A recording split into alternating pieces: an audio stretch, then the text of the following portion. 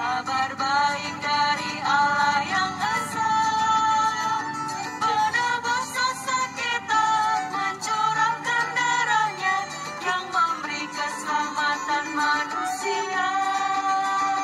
Kabarkan Injilnya ke seluruh dunia, jangan takut dan jangan gentar.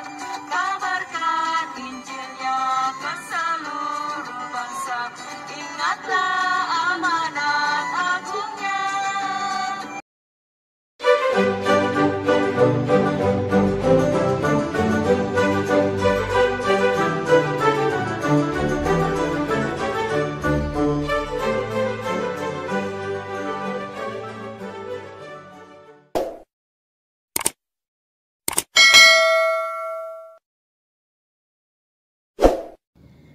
Saudara-saudaraku yang terkasih di dalam Tuhan, para sahabat Noverina Solihin Channel dimanapun Anda berada, bertemu kembali dengan saya Rina Solihin dalam channel Rina Menjawab.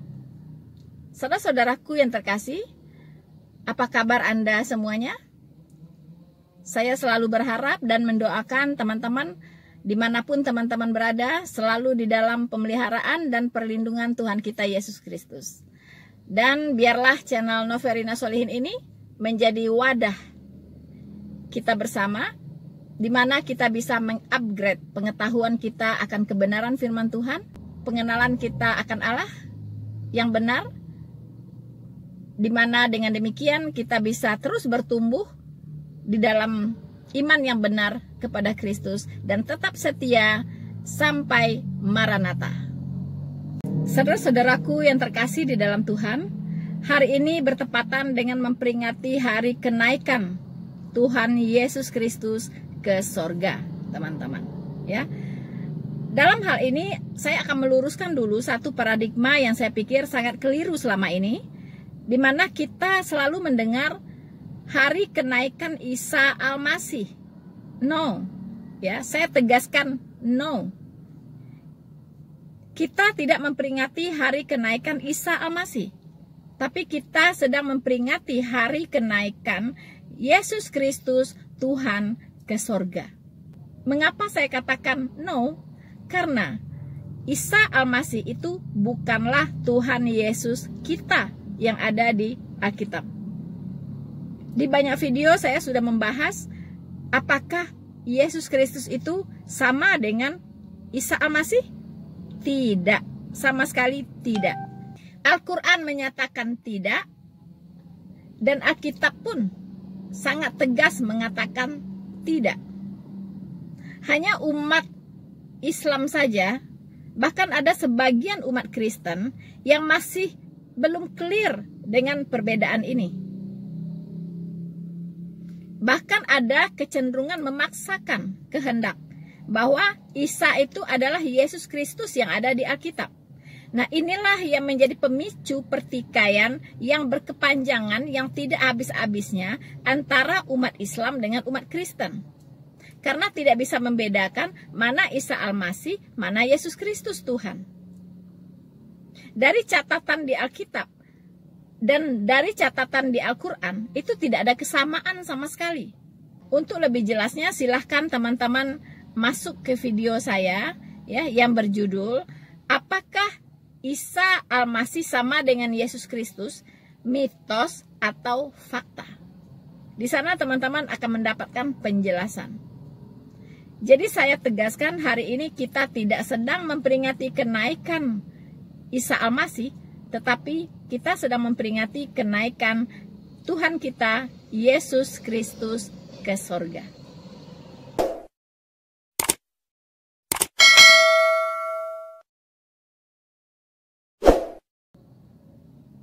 Karena kita sebagai orang percaya bisa membedakan mana Isa Al-Masih, mana Yesus Kristus yang adalah Tuhan. Karena terangkatnya Yesus Kristus Tuhan ke sorga, itu tidak bisa dilepaskan dari kebangkitannya. Sebelum Tuhan Yesus terangkat ke sorga, Alkitab mencatat bahwa Tuhan Yesus berkali-kali menampakkan diri kepada para murid, bahkan kepada banyak orang setelah kebangkitannya dari kematian. Sementara Isa Al-Masih itu diyakini tidak mati, tapi langsung terangkat. Isa Al-Masih tidak disalibkan, tidak mati, dan tidak bangkit. Sementara Yesus Kristus Tuhan yang hari ini kita peringati adalah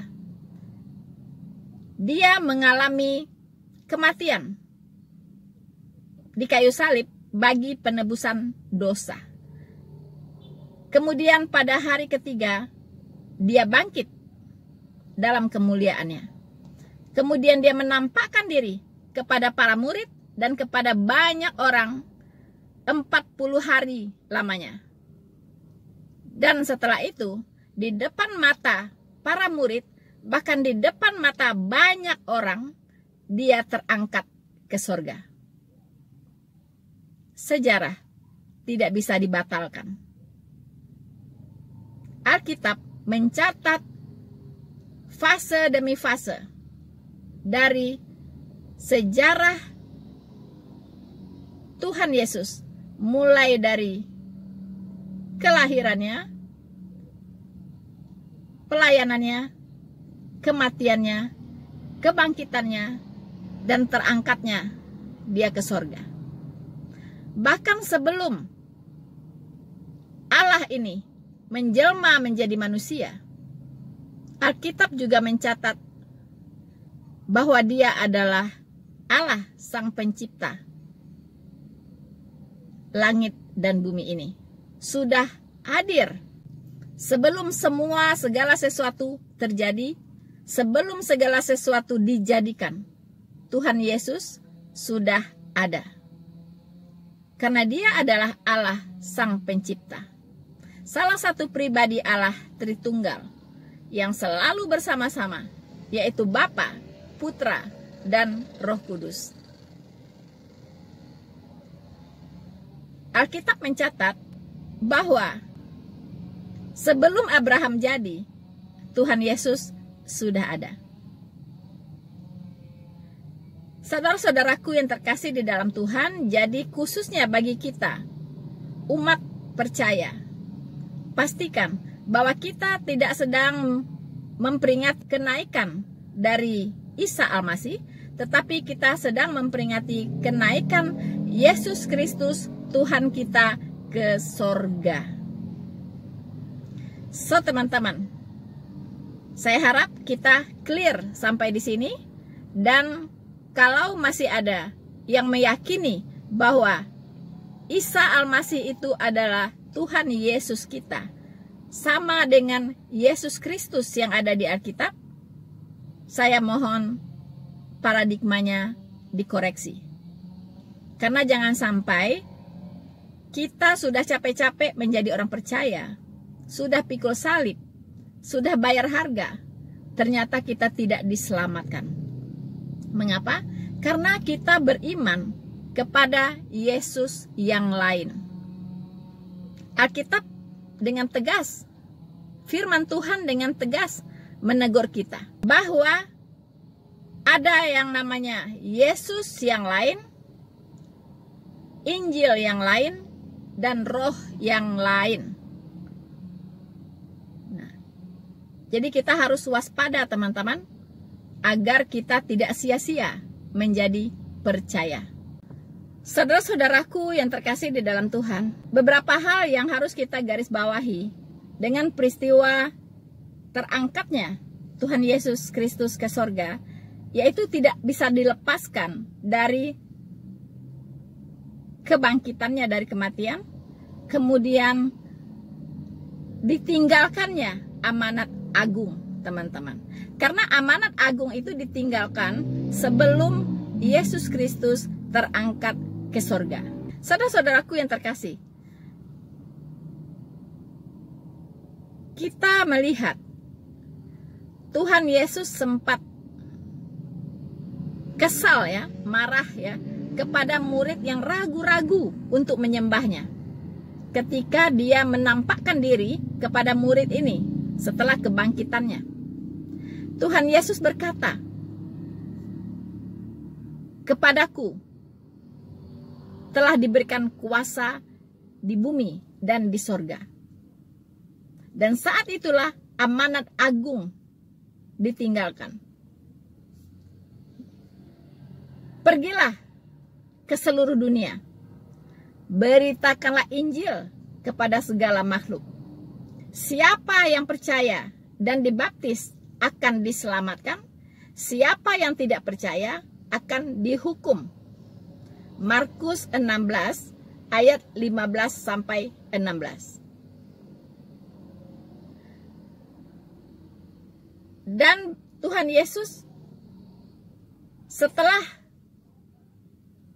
menyampaikan amanat agung ini, terangkatlah ia ke sorga, lalu duduk di sebelah kanan Allah. Teman-teman, duduk di sebelah kanan Allah itu banyak disalahpahami oleh orang-orang yang di luar sana, teman-teman. Ya, mereka menjadikan ini sebagai alasan untuk mengatakan, tuh, ya, bahwa Yesus itu bukan Allah. Buktinya dia duduk di sebelah kanan Allah. Begitu. Mereka membayangkan secara fisik bahwa Allah dengan Yesus bergandengan, berdampingan, bersebelahan duduknya di sorga itu. Ya. Ini bukan bergandengan, teman-teman, ya. Lalu ia terangkat ke sorga dan duduk di sebelah kanan Allah. Ini adalah semacam ungkapan, ya, yang mengatakan bahwa Yesus dan Allah itu adalah satu, kesetaraan. Orang yang duduknya, orang yang sejajar, ya, kalau ada orang di sebelah kanan saya, itu saya sejajar dengan dia. Itu kalau di sini bisa dikatakan satu hakikatnya, ya, satu hakikat. Kenapa? Karena di ayat lain dikatakan bahwa ada istilah tahta anak domba dan tahta Allah. Ya. Nah, tahta anak domba dan tahta Allah bukan ada dua tahta, bukan. Ya. Allah itu disebut juga dengan anak domba dalam satu pribadinya yang lain, yaitu putra. Ya. Mengapa disebut tahta anak domba? Karena dia sudah menjadi domba. Ya, domba yang dikorbankan untuk penghapusan dosa. Ya, jadi tahta Allah dan tahta anak domba itu tidak menggambarkan dua tahta. Ya, tapi satu tahta. Ya, satu tahta. Tahta itu adalah miliknya Allah dan miliknya anak domba. Contoh yang simpel, teman-teman, contoh yang sederhana supaya semua bisa memahami. Kalau saya mengatakan itu adalah istana Presiden Republik Indonesia, itu adalah istananya Pak Jokowi, kira-kira sama tidak? Istana Presiden, istananya Pak Jokowi, hanya ada satu istana. Karena Pak Jokowi itu adalah Presiden Republik Indonesia. Pak Jokowi itu adalah Presiden Negara Republik Indonesia. Ya. Jadi bukan berarti tiga istana. Begitupun dengan tahta anak domba. Tahta Allah itu satu tahta. Ya. Satu tahta. Dua sebutan. So, teman-teman.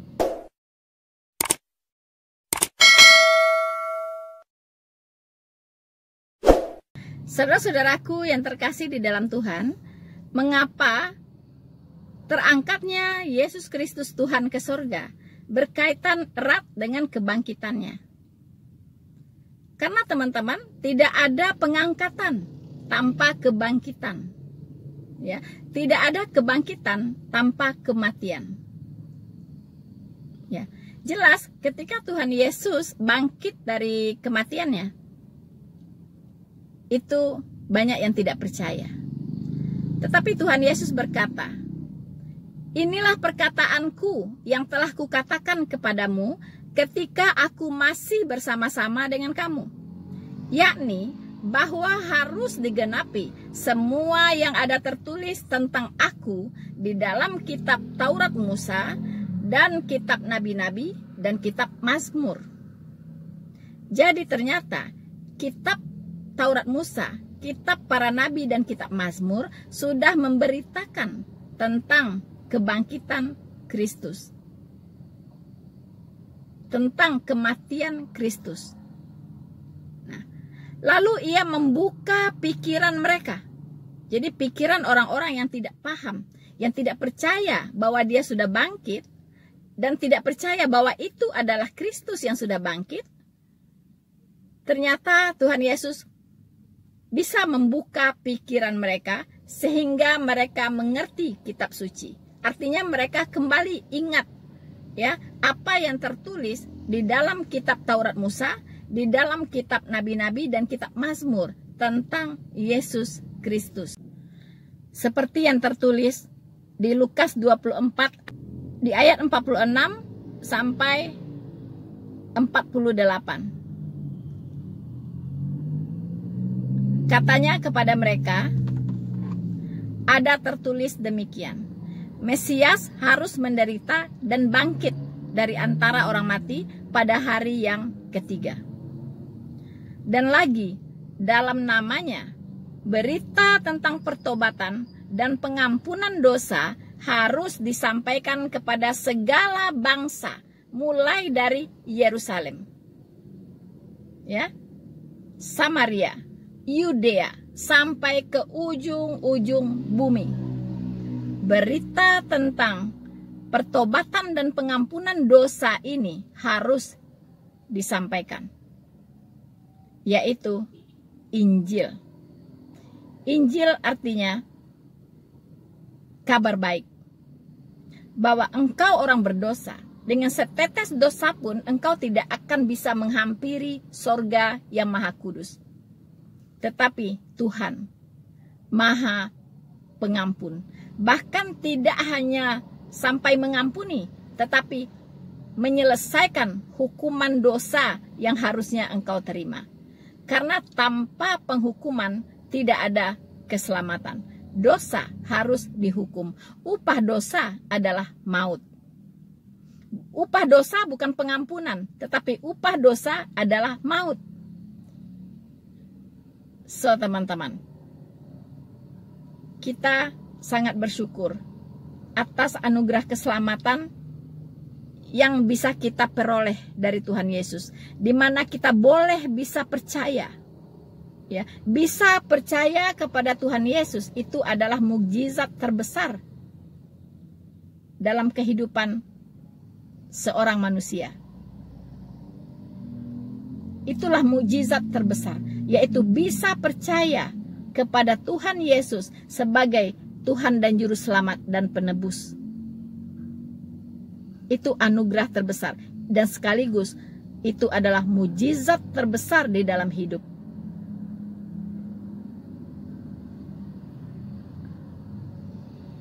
Selama orang itu belum bisa percaya kepada Yesus Kristus sebagai Tuhan dan Juru Selamat, dan mereka masih hidup di dalam dosanya, dan mereka masih ditunggu oleh penghakiman atau penghukuman yang kekal atas dosa-dosa mereka, berarti mereka belum mengalami mukjizat.